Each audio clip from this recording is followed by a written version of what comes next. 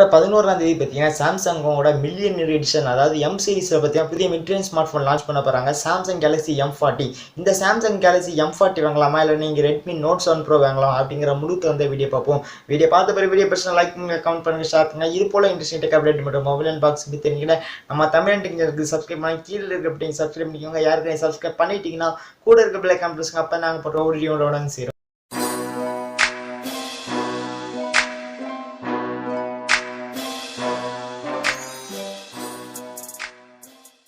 ஓகேங்க, Samsung கேலக்ஸியோட M40 பில்டுன்னு ஆரம்பிக்கல. இது M30க்கும் இதுக்கும் பார்த்தா கொஞ்சம் பில்டு வித்தியாசம் வந்திருக்குங்க. ஆமாங்க, பேக் சைட் பில்டு வந்து ரொம்பவே ஒரு அருமையான பில்டை இம்ப்ரூவ் பண்ண மாதிரி ஃபோட்டோவில் தெரியுது. பட் நம்ம கையில் பிடிச்சி பார்த்தா எந்த அளவுக்கு பில்டு இம்ப்ரூவ் ஆகிருக்குங்கிறது தெரியும்.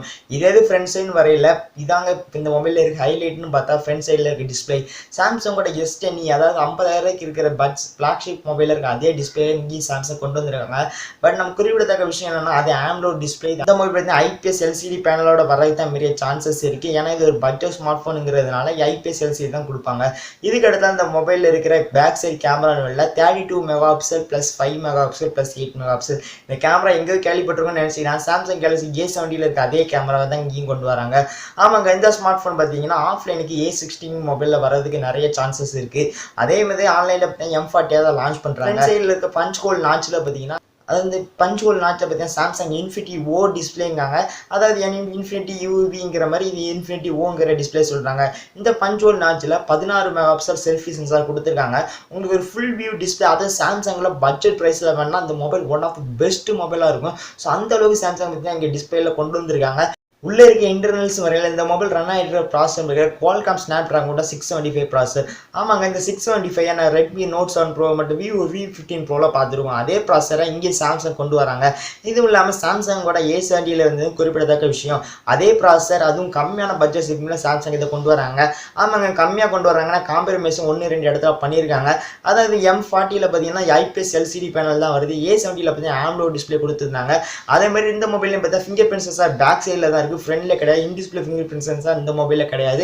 சாம்சங்கோட ட்விட்டர் வீடியோ எல்லாம் யூடியூப்ல வீடியோவில் அவங்களே கன்ஃபார்ம் பண்ணிட்டாங்க பேக் சைடு தான் ஃபிங்கர் பிரிண்ட் சென்சார் இருக்கு. இதுக்கடுத்த M சீரிஸ்ல பெரிய அட்வான்டேஜ்னு பார்த்தா இதில் இருக்க மில்லியனர் பவர்னு சொல்லி இம்பவர் அப்படின்னு சொல்லி சாம்சங் பார்த்தீங்கன்னா டேக் பண்ணுவாங்க. இந்த இடத்த டேக் பண்ணல.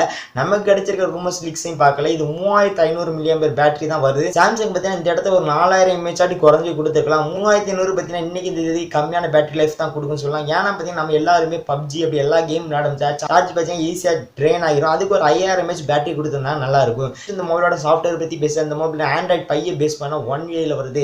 ஆமாங்க, 1UI பார்த்தீங்கன்னா இப்போ ரொம்பவே சூப்பராக சாம்சங் ஆப்டிமைஸ் பண்ணியிருக்காங்க. அந்த 1UI இந்த மொபைலில் வருது. ஃபைனலாக இந்த மொபைலோட ப்ரைஸ்ன்னு பார்க்க இந்த மொபைல் பற்றி பார்த்தீங்கன்னா 4GB RAM 64GB base variant பார்த்தீங்கன்னா 18,000 லான்ச் பண்ண வாய்ப்பு இருக்குது. 17,000 to 18,000 தான் வரும்.